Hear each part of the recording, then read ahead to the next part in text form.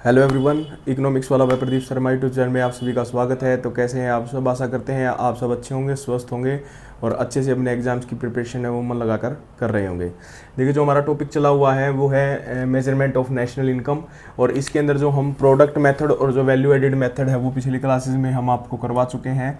और आज हमारा जो मेथड रहेगा हम सीखेंगे वो समझेंगे इनकम मेथड, जिसको क्या बोला जाता है, आय विधि भी बोला जाता है। आय विधि की आय विधि की सहायता से हम जो हमारी राष्ट्रीय आय है उसका मेजरमेंट कैसे करते हैं। सबसे पहले देखिए, हम इसकी डेफिनेशन देख लेते हैं एक बार कि income method is the method which measures the national income. ये एक ऐसा मेथड होता है जिसमें हम नेशनल इनकम का मेजरमेंट करते हैं इन टर्म्स ऑफ पेमेंट। किसके माध्यम से करते हैं? Payment made in the form of wages. किसकी फॉर्म में? वेजेस की फॉर्म में। जो पारिश्रमिक होता है जो एक लेबर को दिया जाता है, वेजेस। दूसरा हमारा क्या है? रेंट। उसके बाद क्या है हमारा? इंटरेस्ट। और उसके बाद हमारा क्या है? प्रॉफिट। जो फैक्टर्स की जो इनपुट होते हैं, जो कारक होते हैं, प्राइमरी फैक्टर्स, उनके बदले में उनको क्या मिलता है? जैसे लेबर है, लेबर को क्या मिलता है? वेजेस दिया जाता है। लैंड को क्या मिलेगा? लैंड, जिस लैंड ओनर को रेंट मिलता है। कैपिटल के बदले उसको क्या मिलता है? किसी भी व्यक्ति को इंटरेस्ट मिलता है, ब्याज मिलता है। जो एंटरप्रेन्योर होते हैं उनको क्या मिलता है? प्रॉफिट।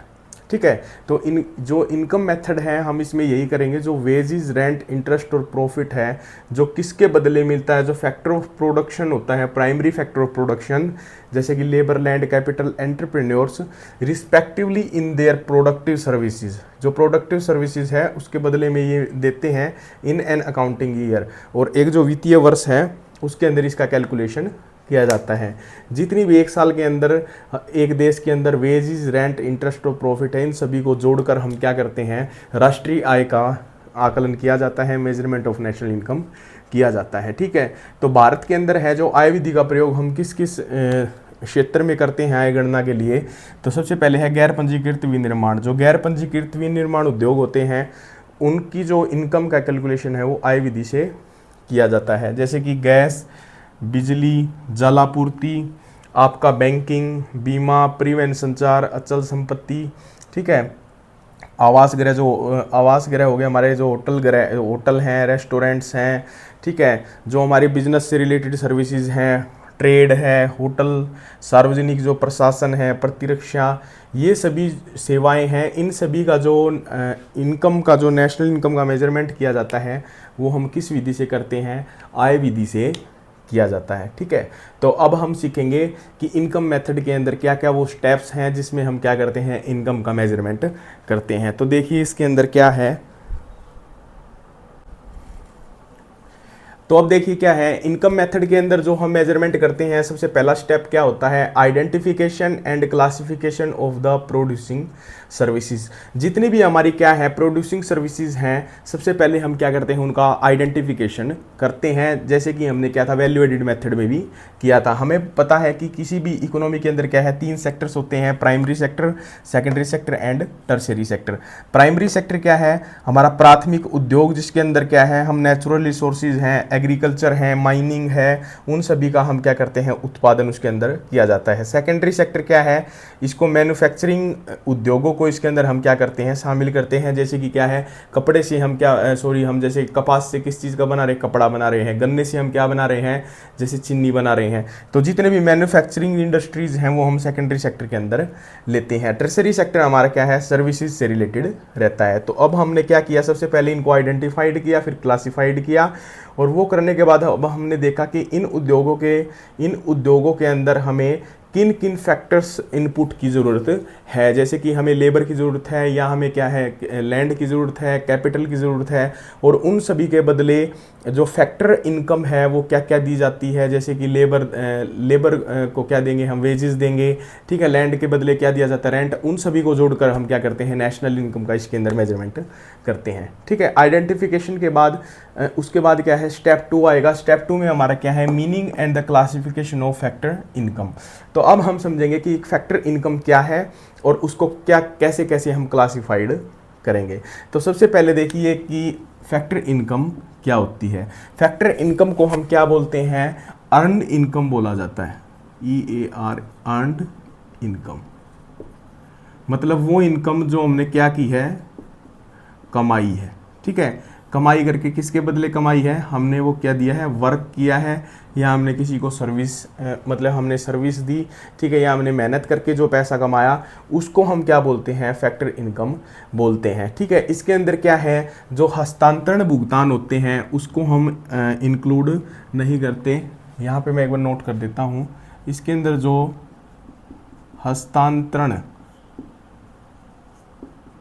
भुगतान, जिनको हम क्या बोलते हैं, ट्रांसफ़र पेमेंट्स भी बोला जाता है, ट्रांसफ़र पेमेंट, इसको हम क्या है, नेशनल इनकम के अंदर मेजरमेंट नहीं करते। क्यों नहीं करते, क्योंकि ये जो पेमेंट होती हैं, जैसे कि ओल्ड एज पेंशन हम माने, ओल्ड एज्ड पेंशन, जो क्या है, जो वृद्धावस्था पेंशन है, जो वृद्ध लोगों को दी जाती है, वो उन्होंने कमाई नहीं गई, बल्कि क्या है, सरकार ने उनको प्रोवाइड करवाई है। ठीक है, या छात्रवृत्ति है, स्कॉलरशिप्स हैं, ठीक है, या किसी प्रकार की सब्सिडी है, वो हम इसके अंदर इंक्लूड नहीं करते।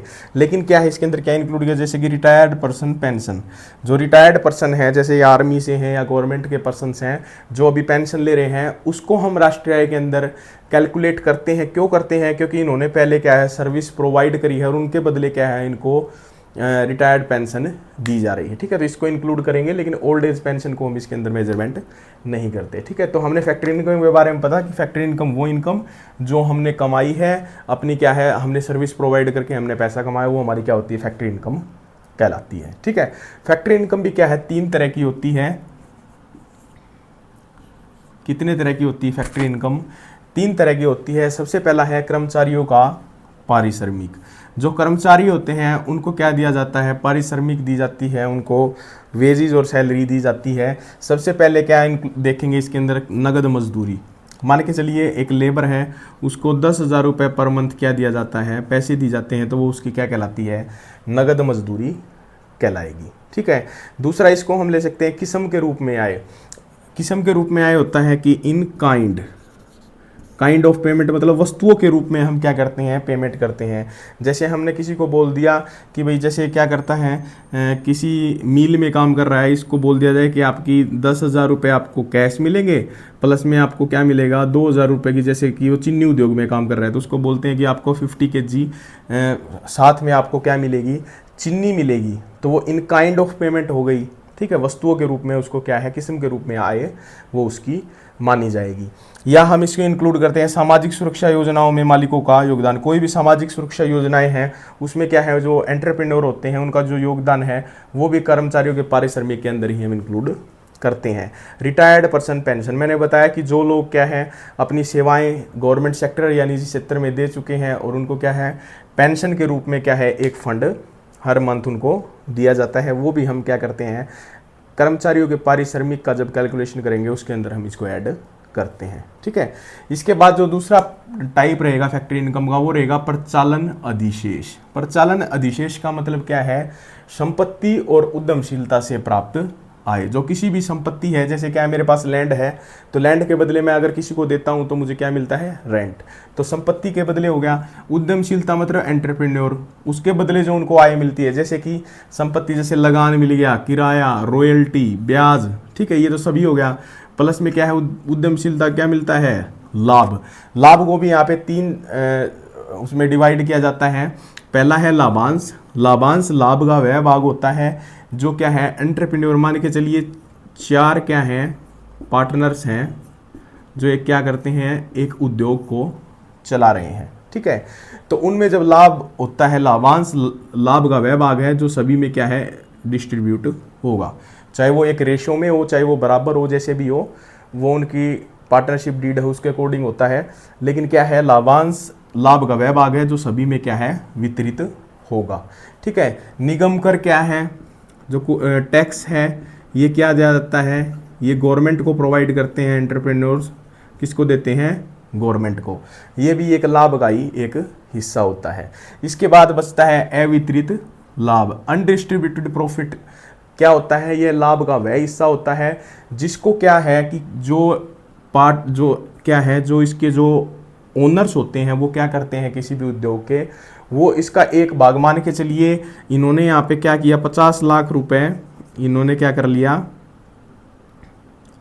50 लाख रुपए इन्होंने क्या बांट लिए, और उसमें से क्या था, मान के चलिए कि यहाँ पे इन्होंने 1 लाख रुपए टैक्स दे दिया, ठीक है, और 9 लाख रुपए इन्होंने क्या किया, अनडिस्ट्रीब्यूटेड प्रॉफिट में मान लिया, और इनका लाभ कितना था, 60 लाख, ठीक है। एक फर्म है, एक इंडस्ट्री है, उसका प्रॉफिट था 60 लाख, उसमें से 50 लाख उन्होंने, जितने भी ओनर्स थे उन्होंने बांट लिया, 1 लाख उनका टैक्स बन रहा था, उन्होंने टैक्स दे दिया, और 9 लाख रुपए उन्होंने एक फंड बनाया जिसको अनडिस्ट्रीब्यूटेड प्रॉफिट नाम से, ताकि भविष्य में कोई भी समस्या आए या कोई भी ऐसी कोई दिक्कत आ जाए जिससे वो क्या है उसको वो फेस आराम से कर पाए, इसलिए वो एक फंड बना लेते हैं और उसको वो बांटते नहीं है, ठीक है। उसके बाद आती है मिक्स्ड इनकम। मिक्स्ड इनकम क्या है, मिक्स्ड इनकम हम बोल सकते हैं जो मिली जुली आय होती है। मिली जुली आय का मतलब कैसे, कि मान के चलिए एक क्या है, फर्म है, ठीक है, एक फर्म, या हम क्या मान सकते हैं, एक उद्योग है, ठीक है, और उसके अंदर क्या है, एक ओनर होगा या एंटरप्रेन्योर होगा। अब ओनर है, ओनर क्या क्या करता है, मान के चलिए उसके पास लैंड है खुद की, ठीक है, वो क्या करता है, वो उसके अंदर क्या करता है, काम भी करता है, ठीक है, तो उसको क्या मिलता है, उसके लैंड के बदले तो उसका क्या है, वो रेंट ले सकता था, लेकिन क्या है, वो उसको पैसे तो वो सारे कमाएगा, प्रॉफिट तो वो पूरा लेगा, लैंड के बदले वो उसके अंदर इंक्लूड हो गया। उसने जो वहाँ पे काम किया उसके बदले उसको, अगर वो बाहर करता तो उसको क्या मिल सकता था, उसको पारिश्रमिक मिलता, उसको उसकी वेजेस मिलती, लेकिन वो भी मतलब क्या है, उसको इकट्ठा ही एक आय मिलती है जो प्रॉफिट के रूप में होती है, उसी को हम क्या बोलते हैं, मिक्स्ड इनकम बोलते हैं, ठीक है। तो जितनी भी मिक्स्ड इनकम होगी, चाहे वो प्राइवेट सेक्टर हो, चाहे वो हमारा क्या है पब्लिक सेक्टर हो, उन सभी की इनकम को जोड़ के हम क्या करते हैं, इनकम मेथड के अंदर क्या है, नेशनल इनकम का मेजरमेंट करते हैं, ठीक है। तो अब जो फाइनल स्टेप रहता है, थर्ड स्टेप, वो यही है कि कैलकुलेशन ऑफ फैक्टर इनकम क्या रहेगी, वो देखिए, अब आगे देखिए आप। तो इसमें आगे देखिए जो हमारा स्टेप, जो थर्ड स्टेप रहेगा वो रहेगा एस्टिमेशन ऑफ फैक्टर इनकम की। फैक्टर इनकम है उसका हम एस्टिमेशन कैसे करेंगे।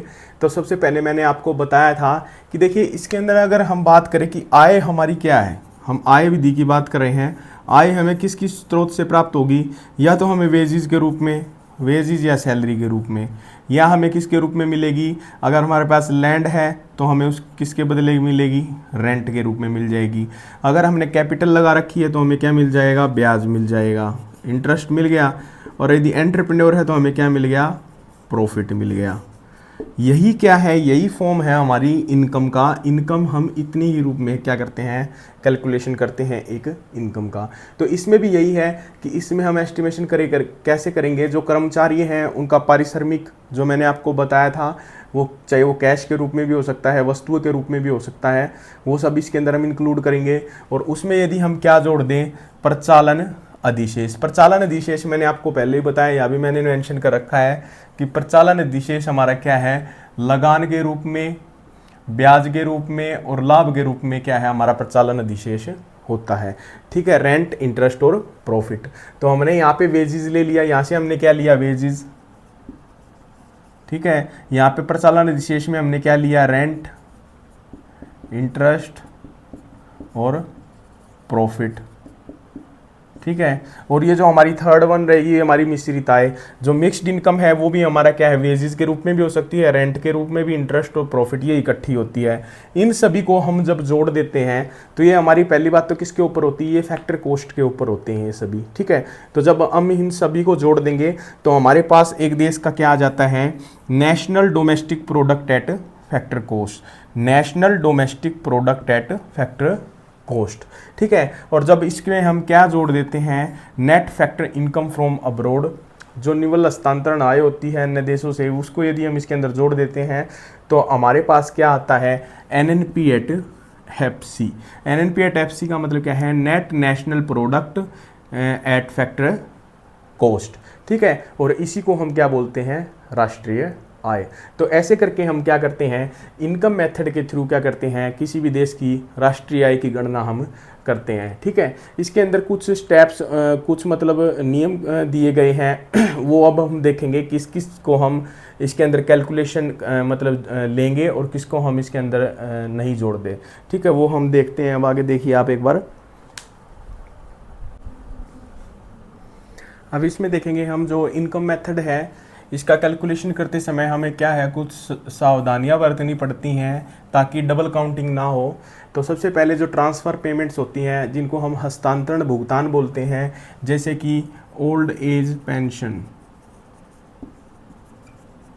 ओल्ड एज पेंशन, या हम बोल सकते हैं स्कॉलरशिप्स, या हम बोल सकते हैं जो गवर्नमेंट क्या करती है, सब्सिडीज़ देती है। ठीक है, तो ये सभी क्या है, ट्रांसफ़र पेमेंट्स होते हैं। इसको हम नेशनल इनकम में काउंटिंग नहीं करते। ठीक है, कुछ जैसे कि गैर कानूनी कार्य है, इसको भी क्या है, नेशनल इनकम में हम काउंटिंग नहीं करते। जैसे स्मगलिंग की आय होती है, चोरी से आय, जुए या काला धन से हम बोलेंगे जो टैक्स चोरी करके जो आय कमाई जाती है, मतलब जिसके ऊपर टैक्स से बचने के लिए क्या है, पैसा छुपा लिया जाता है, उसको काला धन बोला जाता है। उन सभी को क्या है, हम इसके अंदर काउंटिंग नहीं करते नेशनल इनकम में। पुरानी वस्तुओं से बेच कर आए, क्योंकि जो पुरानी वस्तुएं हैं वो पहले से ही जब हमने खरीदी होती हैं या बेची होती हैं तो उसकी इनकम पहले से ही क्या है, नेशनल इनकम में जुड़ी होती है। इसीलिए जो पुरानी वस्तुएं होंगी उनको अगर हम बेच के दोबारा से इनकम प्राप्त करते हैं तो वो उसके अंदर इंक्लूड नहीं करते। ठीक है, शेयर्स एंड बॉन्ड्स, देखिए जो शेयर्स एंड बॉन्ड्स हैं उसको जब बेचकर हमें इनकम होती है वो भी हम क्या है, इनकम मेथड के अंदर, नेशनल इनकम के अंदर मेजर से नहीं करते। जो पूंजीगत लाभ होते हैं, जो अचानक से लाभ हो जाते हैं, ठीक है, कैपिटल प्रॉफिट्स होते हैं, उसको भी हम इसके अंदर इंक्लूड नहीं करेंगे।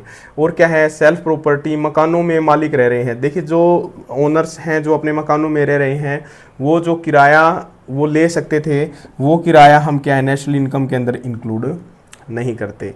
सेल्फ कंजम्पशन गुड्स, कुछ जैसे क्या है, फैक्ट्रीज हैं वो खुद के कंजम्पशन के लिए क्या है, वस्तुओं और सेवाओं का यूज़ करते हैं, उसको भी हम किसके अंदर इंक्लूड नहीं करेंगे जब नेशनल इनकम का मेजरमेंट करेंगे। जो इनडायरेक्ट टैक्सेस हैं उसका भी हम इसके अंदर इंक्लूड नहीं करते। निगम कर, लाभांश, अवितरित लाभ, क्योंकि ऑलरेडी हमने क्या कर रखा है, ये किसके भाग है, लाभांश, अवितरित, ये क्या है, प्रॉफिट का ही हिस्सा है और इसको अलग से हम क्या है, इंक्लूड नहीं करते, क्योंकि हम प्रॉफिट को इसमें नेशनल इनकम में मेजर कर लेते हैं इनकम मेथड में। ठीक है, आयकर क्या होता है, जो भी वेजेस के ऊपर जो वेजेस दी जाती है या सैलरीज दी जाती हैं उसमें ऑलरेडी क्या है, वो इनकम टैक्स कटा हुआ होता है, ऑलरेडी पेड होता है, तो अलग से क्या है, हम इनकम टैक्स का भी मेजर इसके अंदर नहीं करेंगे। ठीक है, उसके बाद जैसे मृत्यु कर है, उपहार कर है, संपत्ति कर है, इसका भी हम क्या है, नेशनल इनकम के अंदर मेजरमेंट नहीं करते आय विधि के अंदर। ठीक है, तो आज की यही वीडियो थी जिसमें हमने समझा कि आय विधि क्या है, कैसे इसमें हम मेजरमेंट करते हैं। ठीक है, फैक्ट्री इनकम क्या होती है, कैसे कैसे हमें सावधानियां बरतनी चाहिए जब हम क्या करते हैं, मेजरमेंट करते हैं आय विधि की सहायता से। ठीक है, तो आज की वीडियो में केवल इतना ही था। अगर आपको वीडियो अच्छी लगी हो तो प्लीज़ चैनल को लाइक करें, सब्सक्राइब करें। Thank you so much. जय हिंद, जय भारत।